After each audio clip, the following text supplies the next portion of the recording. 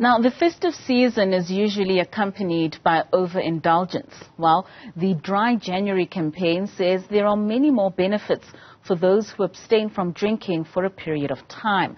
For more on this, we are joined by Tribe Sober founder Janet Gourand. Janet, thank you so much for joining us this morning, and a Happy New Year to you. Now, why should people take a break from alcohol, and will taking only 1 month off really make a difference? That's a very good question. I'm going to start off with my biggest reason, my most important reason that I think people should take a break in January. The thing is, alcohol is kind of sneaky. You know, we shouldn't forget that it's actually a drug, although it's a legal drug. But over the years, it tends to sneak up on us, and it's so easy to get dependent. That's what happened to me. So if you take regular breaks, I mean, we do 2 challenges a year, and we recommend that people take 2 breaks, whether they think they've got an issue with alcohol or not. It's a bit like having a medical checkup. So do a check, do 30 days without alcohol, which is how our Dry January challenge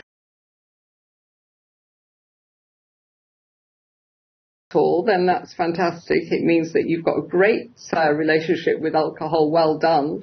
But if you can't get through 30 days, or if you're watching this and thinking, that woman's crazy, I would never go without alcohol for a month, then you do need to look at it quite carefully. Because the stats tell us, research tells us that 20% of social drinkers will become dependent over the years. And the pattern, that we come across in our organisation is that people drink socially in their 20s and 30s, and it's great fun. And then as we move into our 40s and 50s, it starts to shift a little bit for self-medication, managing stress and drinking alone and whatever. So we need to watch it, that's what I'm saying. So my number one reason is that you should do a dependency check. But there are so many health benefits. I mean, you asked me, didn't you, is it even worth it for a month? And that's a very good question. And I used to think that when I drank a lot all the time. I used to think, it's not even worth the effort. But in fact, alcohol is so toxic that just 1 month off does make a difference. It makes a difference for our sleep to start with. We don't sleep well if we drink regularly. We get only 2 cycles of REM, that's the deep restful sleep, of course, rather than the 7 that we need. So our fatigue builds up over the years. And I'm 7 years sober now, and I'm obviously 7 years older than when I quit drinking, but I feel fantastic. I've got so much energy because for the first time in my life, I'm getting a decent night's sleep. So sleep. Number 2, anxiety. There's a meme that I really like that we use quite a lot. It says, drinking alcohol is like pouring gasoline on your anxiety. And it is. The research proves that it increases our anxiety, which is ironic because so many of us drink to quell our anxiety, but it does the opposite. Hydration, that's one that not many people know about. Every glass of wine that we drink, we lose the equivalent of 4 glasses of water from our body. And obviously, we need water for our skin. Within days, you'll notice that your skin clears, it looks plumper, and it's more effective than any kind of expensive face cream. So it has a big effect on our skin. And we need water for our brain function as well, frankly. So hydration, anxiety, sleep, weight. I don't know about you, but after a few glasses of wine, I was very tempted to snack on all sorts of unhealthy food.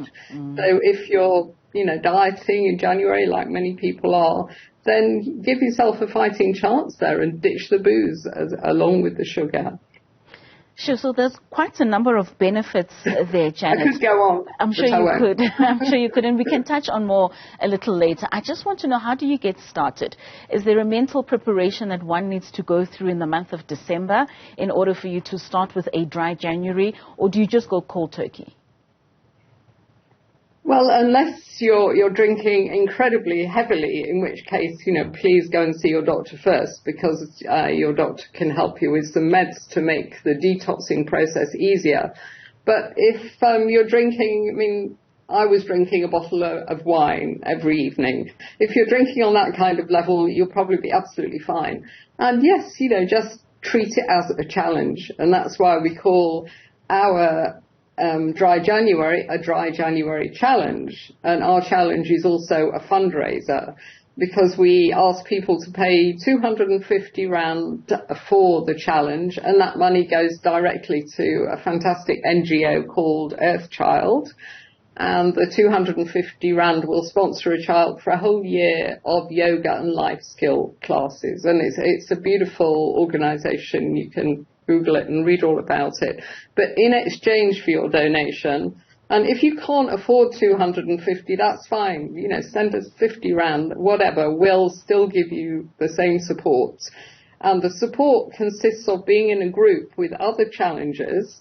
So you'll get people saying, day 3, oh, it's so tough, anyone else out there struggling? And you get this lovely dialogue going on because everyone supports each other. And we also email you a mailer every day with kind of tips, tools, inspiration, all the things that you need to stay on track.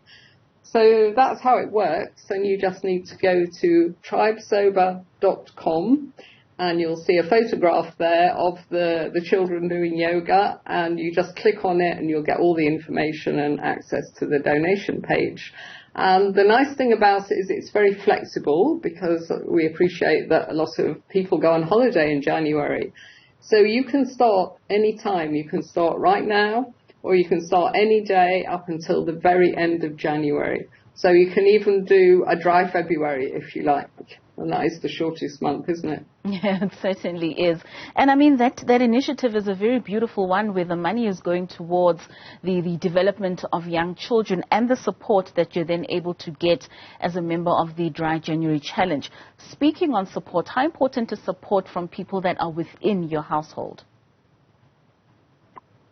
Well, it's lovely if you can do it with other people in your household, because that is one of the things that keeps us trapped in our drinking. I think we don't want endless questions. We just want to do our thing and be healthy, and we don't want to be interrogated all the time. But alcohol drinking is so normalized in our society.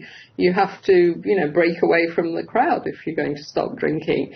So I would say if you can possibly get people on board in your household, then try. And when you sign up for the challenge, we send you a tracker, which is simply a piece of paper divided into 31 squares. And the idea is that you pin it on the fridge, or you can use it on your phone if you'd rather do it that way. But we recommend that you pin it on the fridge and you involve your kids. Kids love these kind of things, and I find that children are excellent wine police. They'll say, oh, Mom, you shouldn't be having that wine. And then you can say, oh, look, it's alcohol free. But yeah, get people on side. Do it with a friend. But we usually have at least 150 people doing this. So you'll have 150 new sober buddies. That's absolutely amazing. Earlier on, Janet, you touched on some of the benefits. You said you'd get better sleep, less anxiety, you'd be more hydrated. Just give us some tips for people who would be starting the January, Dry January Challenge, or maybe even February, and just some of the other benefits that they could look forward to. Sure. Well, let's look at tips first. I mean, you already came up with an excellent one yourself there with the get people in your household on board. Another tip is to stock up on alcohol-free drinks. When I quit drinking 7 years ago, there was nothing. I had to drink either water or Coke or something if I went out, and that made me even more miserable, when I was in early sobriety. But these days, the alcohol-free industry has just exploded. There are so many possibilities. And here in South Africa, we have an online shop called Drink Nil Koza, and they've got more than 100 choices. So just check them out online, and you can either order from them or get some ideas, or make your own. It's not just about alcohol-free wine, although obviously that exists. There's so many other alternatives. So take a look. And if there's any guys watching this, the alcohol-free beer is fantastic. I never used to drink beer when I was a drinker, but now that's my go-to drink because they do it so well. It really tastes like beer. Sorry, sorry, go on. Yes, and you were just giving us there the last few tips with regards to the benefits of having a dry January. Yes. Another tip, shake up your routine. My routine was at 6 p.m. every evening I would open a bottle of wine, and that would be my evening taken care of. And then when I quit drinking, at 6 o'clock, I used to go out for a walk, for a long walk for an hour with my headphones on, listening to music. And when I got back home, I was in a completely different frame of mind and I didn't feel like drinking. So shake up your routine, because if you keep your routine exactly the same without alcohol, you'll feel angsty, you'll feel like something's missing. So look at how you organize your day and see what you can shift around a bit. Go to the gym, just meet a friend for coffee, and, I always used to meet friends for drinks in the evening, but now I very often meet friends for breakfast, and you can go to a really nice hotel and have breakfast for the price of having a few drinks in a bar. So, be a bit creative. And have your reasons ready. That's another reason people love our challenge, because they say, well, I'm actually doing dry January and raising money for charity. And why don't we join? Of course. Thank you so much, Janet Gourand from the Tribe Sober, who is the founder, and they are there doing the Dry January Challenge that we hope that many of you will be able to take part in and possibly also donate.